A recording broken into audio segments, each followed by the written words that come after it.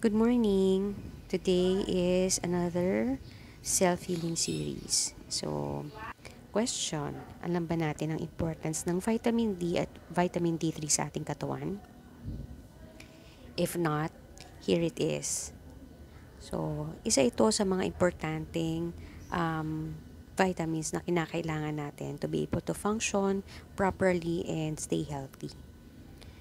Now, ang vitamin D at vitamin D3 ay pwede nating makuha just by having our daily dose of sunshine.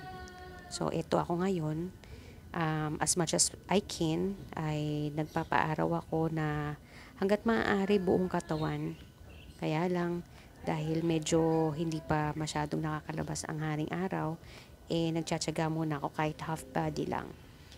And then, of course, I'm also trying to incorporate kahit few movements dahil it's my break time and mas madalas ako nakaupo sa trabaho, kaya as much as possible ginagalaw-galaw ko rin ang aking katawan. Ayan. So, kung ikaw ay hindi pa nakakapagpaaraw today, it's best time to go out kung hindi naman maulan. So, enjoy God's gift, which is sunshine, para maging healthy ang iyong katawan.